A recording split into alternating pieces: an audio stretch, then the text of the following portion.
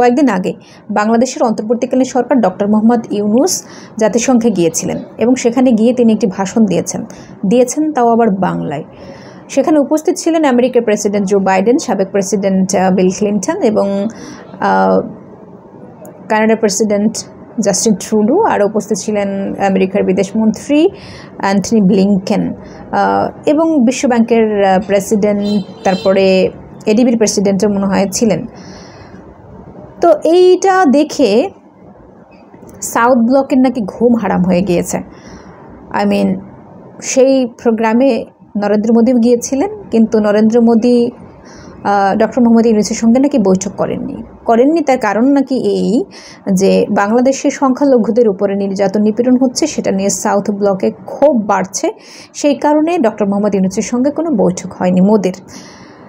তবে সে যাই হোক না কেন, বাংলাদেশে সংখ্যালঘুদের উপরে নির্যাতনকে কেন্দ্র করে যে মোদি অন্তর্বর্তীকালীন সরকার ডক্টর মোহাম্মদ ইউনূসের সঙ্গে বৈঠক করেননি, বিষয়টা তো সেটা নয়। বিষয়টা আসলে আওয়ামী লীগকে এখান থেকে উচ্ছেদের সঙ্গে সঙ্গে ভারতকেও পাত্তারি গুটিয়ে পালাতে হয়েছে। সেই ক্ষোভ আসলে সাউথ ব্লকের রয়েছে এবং সেই ক্ষোভের কারণেই নরেন্দ্র মোদী ডক্টর মোহাম্মদ ইউনূসের সঙ্গে বৈঠক করেননি। সো বৈঠক না করলে তাতে বাংলাদেশের বইয়েই গেছে।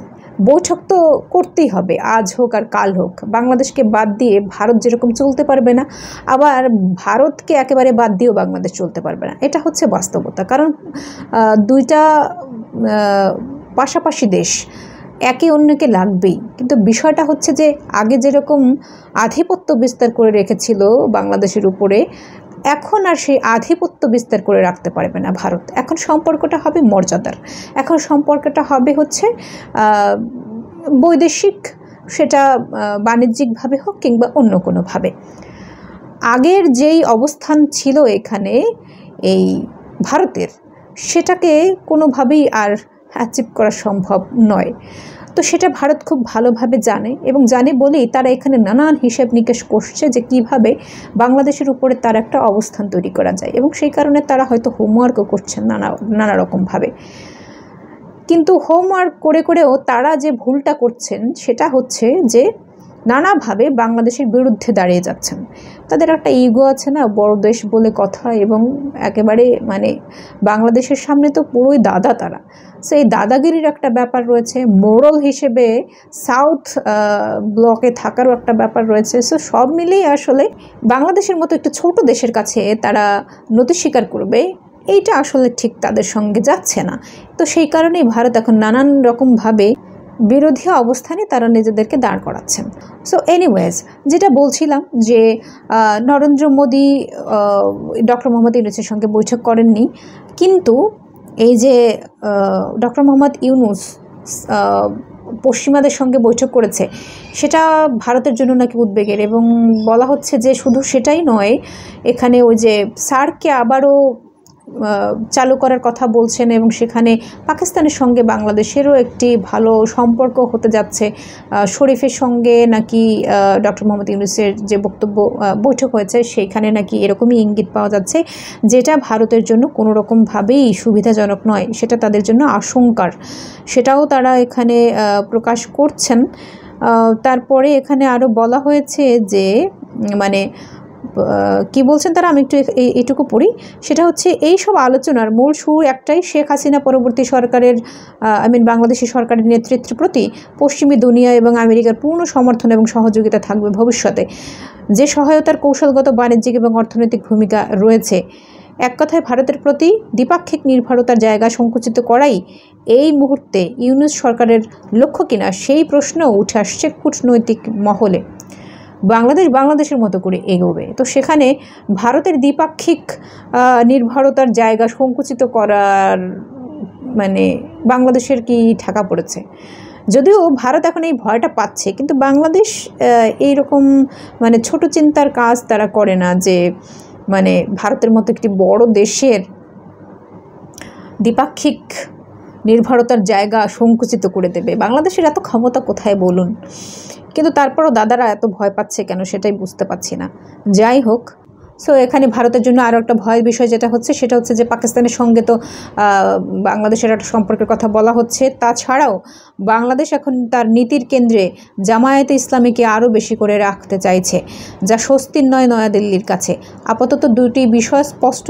এক, এই অন্তর্বর্তী সরকার রাজনৈতিক বৈধতা পেয়ে গিয়েছে সে দেশে সংখ্যাগরিষ্ঠ মানুষের মধ্যে। দুই, ঢাকার সঙ্গে ইসলামাবাদের সম্পর্ক আগামী দিনে এগোলে তা নিয়ন্ত্রণ করার মতো কূটনৈতিক অস্ত্র এখনও ভারতের হাতে নেই। তাৎপর্যপূর্ণভাবে রাষ্ট্রপুঞ্জে বাংলায় বক্তৃতা দিয়েছেন ইউনূস। এই বার্তাই তিনি দিতে চেয়েছেন, ক্ষমতার বদল হলেও তাকে শুধু ধর্মীয় দৃষ্টিভঙ্গিতে দেখা ঠিক নয়, বাংলাদেশ জাতিসত্তার স্বকীয়তাতেই তিনি বিশ্বাসী। সো হ্যাঁ, এখন হচ্ছে আমেরিকার সঙ্গে বাংলাদেশের একটা সম্পর্ক এখানে হচ্ছে, সেটা তো অস্বীকার করার কোনো উপায় নেই। এবং ওই যে ভারতকে যেভাবে একেবারে বাংলাদেশ উপেক্ষা করে চলতে পারবে না, ঠিক আমেরিকার ক্ষেত্রেও তাই। বাংলাদেশে যারা শাসক গোষ্ঠী রয়েছেন, যারা সরকারে রয়েছেন, তারা আসলে সেটা অন্তর্বর্তীকালীন সরকারই হোক কিংবা হচ্ছে এখানে যদি আগামীতে গণতান্ত্রিকভাবে যে সরকার ক্ষমতায় আসবে তারাই হোক না কেন, এখানে তাদের জন্য এই দুটো দেশই আসলে ইম্পর্ট্যান্ট। সো কাউকে এখানে বাদ দিয়ে যে তারা চলতে পারবে তেমনটা বাস্তবতা নেই আর কি। কিন্তু এখন ডক্টর মোহাম্মদ ইউনূসের সঙ্গে যেহেতু আমেরিকার বেশি কথাবার্তা হচ্ছে, সো সে কারণে ভারতের একটা ভারতের মধ্যে একটা সংকোচ কাজ করছে বা ভয় কাজ করছে, শঙ্কা কাজ করছে ইত্যাদি। তবে মূল ব্যাপার হচ্ছে যে ভারতের এখন এই বিষয়টা বোঝাই দরকার যে বাংলাদেশে তার আধিপত্য বিস্তার করা এখন আর অতটা সহজ হবে না, এবং অতটা সহজ নয়, তারা আসলে সেটা আর পারবে না। বাংলাদেশের সঙ্গে তাদের সম্পর্ক রাখতে হলে সেটা আসলে প্রতিবেশী দেশ হিসেবে যতটুকু সম্পর্ক রাখা দরকার, রাখা যায় ঠিক ততটুকুই রাখতে হবে। কিন্তু ভারত যদি এর মধ্যে আবার কোনো ষড়যন্ত্র করে, যেহেতু শেখ হাসিনা এখনও পর্যন্ত দিল্লিতেই রয়েছে, সো দিল্লিতে বসে সে নিশ্চয়ই ষড়যন্ত্র নানান প্রকারই করে যাচ্ছে এবং দিল্লি তার সঙ্গে রয়েছে। সো নানা রকম ষড়যন্ত্র বাংলাদেশের দিকে ধেয়ে আসতে পারে, এটা খুবই স্বাভাবিক ব্যাপার। আপনারা নিশ্চয়ই অনেকে জানেন যে বাংলাদেশের সংখ্যালঘুকে কেন্দ্র করে আমেরিকার জ্যাকসন হাইটে একটি প্রোগ্রাম হয়েছে। তো সেখানে তারা ওই যে কি বলে এটাকে, বিলবোর্ড না কিছু একটা, সেটাকে ভাড়া করে তারপরে দেখানো হয়েছে যে বাংলাদেশে নাকি এই 5 আগস্টের পর থেকে কত 22,000 সংখ্যালঘুকে নাকি হত্যা করা হয়েছে। 22,000 না 2200, এনিওয়েজ এই দুটোর একটা হত্যা করা হয়েছে। তো বিষয়টা হচ্ছে যে এই ধরনের মিথ্যাচার যারা করছে তারা আসলে খুব ক্ষমতাধর সেটা বোঝা যাচ্ছে, এবং তারা যে আসলে কত বড় ষড়যন্ত্রকারী সেটাও কিন্তু বোঝা যাচ্ছে। তাহলে এর পেছনে যে ভারতের হাত নেই সেটা কিন্তু একবারই বলা যাবে না, এর পেছনে ভারতেরই হাত রয়েছে এবং ভারত এই কাজটি করে যাচ্ছে দেশে বিদেশে। কিন্তু ভারত এখানে যত ষড়যন্ত্রই করুক না কেন, যত মিথ্যাচারই করুক না কেন, ভারত বাংলাদেশের উপর তার যে আধিপত্য সেটাকে আর কোনোভাবেই স্টাবলিশ করতে পারবে না। বাংলাদেশের ছাত্র জনতার গণ অভ্যুত্থানের মধ্য দিয়ে শেখ হাসিনার সরকারকে এখান থেকে উচ্ছেদ করা হয়েছে এবং সাথে সাথে ভারতকে উচ্ছেদ করা হয়েছে। ফলে ভারত যদি আবারও এখন নানান প্রকার ষড়যন্ত্র করতে থাকে, সেটা ভারতের জন্য মঙ্গলজনক নয়।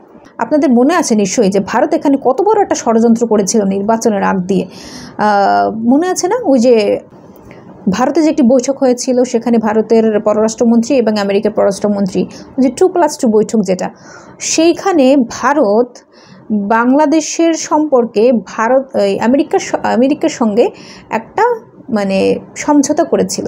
সমঝোতাই ঠিক না, আমেরিকাকে একেবারে বাধ্য করেছিল। আমেরিকাকে বোঝানো হয়েছিল যে কেন হচ্ছে গিয়ে বাংলাদেশের শেখ হাসিনাকে ক্ষমতায় রাখা দরকার, এবং বলছিল যে যদি আমেরিকা বিরোধিতা করে তাহলে হচ্ছে গিয়ে ওয়ার্ডে থাকবে না, এই হুমকি দিয়েছিল ভারত।